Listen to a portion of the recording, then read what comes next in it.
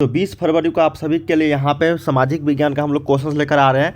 तो वीडियो को अंत तक सारे देखना। जितने भी छात्र इस बार एग्जाम देने वाले हैं 20 फरवरी को क्लास 10th मैट्रिक बोर्ड परीक्षा छात्रों के लिए बिहार बोर्ड के द्वारा आयोजित होने वाली 20 फरवरी को जो सामाजिक विज्ञान का चाहे प्रथम पाली में हो या फिर द्वितीय पाली में, दोनों छात्रों के लिए वीडियो इंपॉर्टेंट होगा।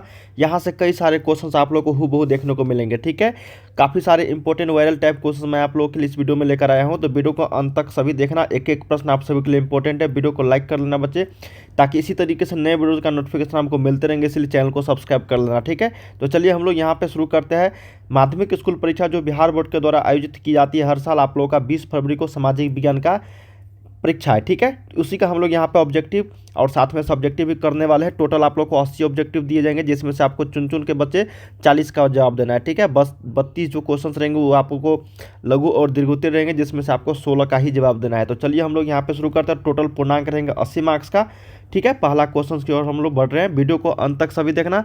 काफ़ी सारे इंपॉर्टेंट क्वेश्चन मैं आप लोगों के लिए यहाँ पे सिलेक्ट करके लाया हूँ। ठीक है, जो आप लोगों के एग्जाम से हूबहू यहाँ से देखने को मिलेंगे सारे प्रश्न। देखिए बच्चे, आज हमारा पहला प्रश्न कहा गया है कि यूरोप वासियों के लिए किस देश का साहित्य एवं ज्ञान जो है विज्ञान प्रेरणा का स्रोत रहा है।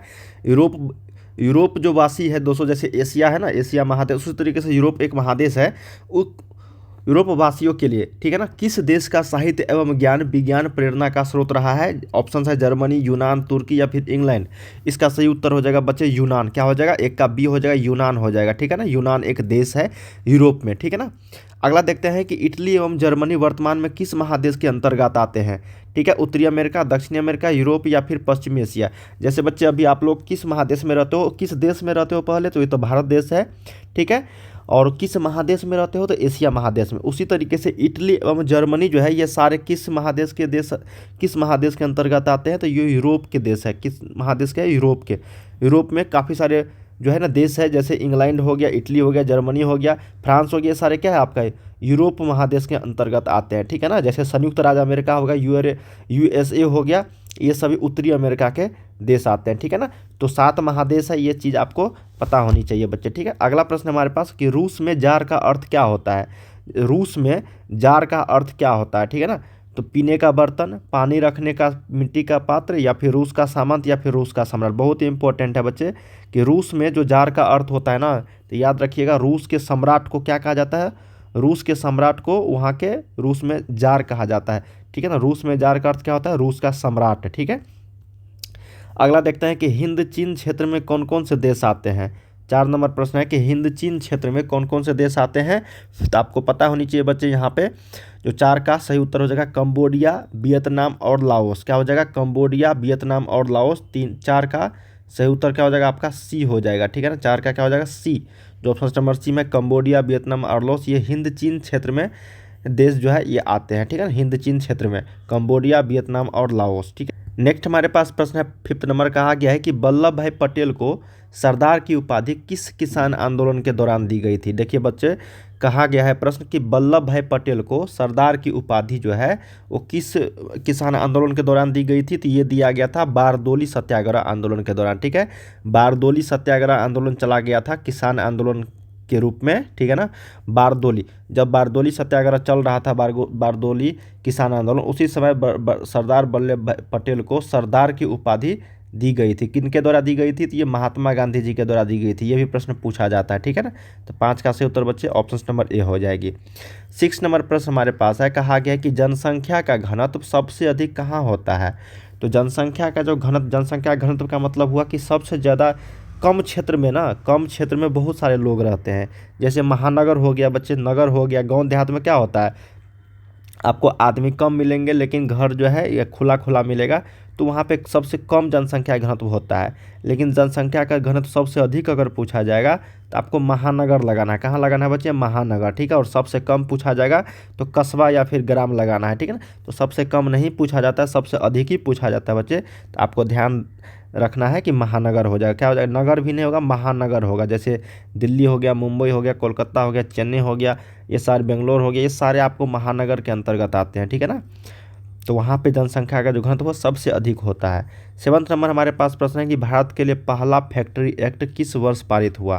देखिए, भारत के लिए जो पहला फैक्ट्री जो एक्ट था बच्चे, वो पारित किया गया था 1881 ईस्वी में। याद रखना है, भारत के लिए पहला फैक्ट्री एक्ट जो है ये अंग्रेज जमाना में ही हुआ था, अंग्रेज का जो शासन था, ठीक है, उसी समय ये एक्ट जो है पारित हुआ था फैक्ट्री, क्योंकि उससे पहले फैक्ट्री जो है वहाँ पे नहीं लगता था। जब अंग्रेज आया न, तभी से फैक्ट्री लगाना शुरू हुआ। तो पहला फैक्ट्री एक्ट कब लागू हुआ? तो 1881 में। अगला है कि गिरमिटिया मजदूर बिहार के किस क्षेत्र से भेजे जाते थे?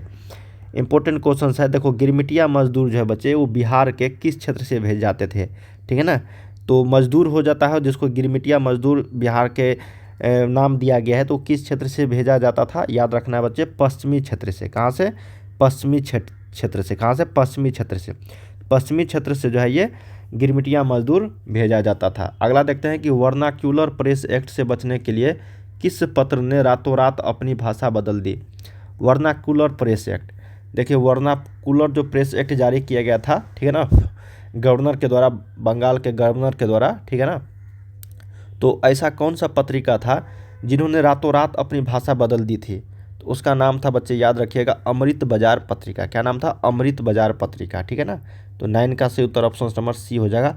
जो वर्नाक्यूलर प्रेस एक्ट जो से बचने के लिए, मतलब जब लागू हुआ था ये एक्ट, तो उसी रात, मतलब जैसे ही लागू हुआ तो रातों रात जो है, जो हिंदी में भाषा में छपता था वो अंग्रेजी में छपने लगा, ठीक है ना। जो जिस लैंग्वेज में छपता था, वर्नाक्यूलर प्रेस एक्ट के द्वारा जो लैंग्वेज में बोला गया छापने के लिए, उसी लैंग्वेज में वो छापने लगा, ठीक है, वो रातों रात। तो याद रखिएगा, 9 का सी हो जाएगा ये, अमृत बाजार पत्रिका। 10 नंबर है कि पूर्ण स्वराज की मांग का प्रस्ताव कांग्रेस के किस अधिवेशन में पारित हुआ? देखिए, पूर्ण स्वराज लिया गया था बच्चे कांग्रेस के द्वारा। तो किस अधिवेशन में ये पारित हुआ था? पारित हो रहा था ना, पारित होने का मतलब यहाँ पे पूछा गया है प्रश्न। तो याद रखिएगा, लाहौर अधिवेशन। कहाँ पे? लाहौर अधिवेशन में पूर्ण स्वराज की मांग का प्रस्ताव कांग्रेस के अधिवेशन में पारित हुआ था, ठीक है। अगला देखते हैं कि भारत के किस स्थान पर पहला परमाणु ऊर्जा केंद्र स्थापित किया गया था? भारत में किस स्थान पर पहला परमाणु? तो पहला परमाणु कलपक्कम, कनौरोरा, राणा प्रताप सागर या फिर तारापुर। देखिए, यहाँ भी है, यहाँ भी और यहाँ भी है, लेकिन पहला बोला गया है ना बच्चे, पहला। तो याद रखिएगा, पहला जो है वो महाराष्ट्र के तारापुर में स्थापित किया गया था। कहाँ पे? तारापुर। ऑप्शन नंबर 11 का डी हो जाएगा। 12 नंबर है कि प्राकृतिक गैस किस खनिज के साथ पाया जाता है? प्राकृतिक गैस। देखिए, प्राकृतिक गैस जो है बच्चे, याद रखिएगा, ये पेट्रोलियम के साथ पाया जाता है। किसके साथ? पेट्रोलियम के साथ। तो 12 का सही उत्तर बी यहाँ पे करेक्ट हो जाएगी। अगला देखते हैं कि ऊर्जा का गैर पारंपरिक स्रोत है। ऊर्जा का जो है गैर पारंपरिक स्रोत क्या है? तो ये हो जाएगा सौर ऊर्जा। क्या हो जाएगा? सौर ऊर्जा हो जाएगा, ठीक है। ऑप्शन नंबर आपको 13 का डी करेक्ट हो जाएगा। 14 नंबर देखते हैं कि भोपाल गैस त्रासदी में किस गैस का रिसाव हुआ था?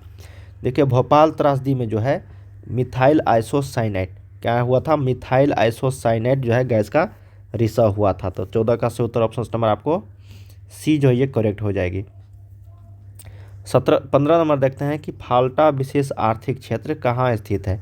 देखिए, फाल्टा विशेष आर्थिक क्षेत्र जो है ये स्थित है पश्चिम बंगाल में। कहाँ पे? पश्चिम बंगाल में। तो 15 का सही उत्तर ऑप्शन नंबर बी हो जाएगा, पश्चिम बंगाल में स्थित है, ठीक है। अगला है कि संजय गांधी जैविक उद्यान किस नगर में स्थित है? देखिए, पटना चिड़ियाघर का नाम जो है ये संजय गांधी जैविक उद्यान है, ये चिड़ियाघर का नाम है, ठीक है। ये कहाँ पे स्थित है? पटना में स्थित है। कहाँ पे है? पटना में स्थित। ऑप्शन नंबर डी लगाना है।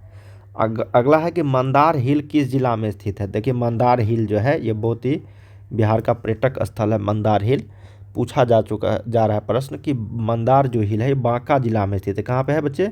बांका जिला में, ठीक है।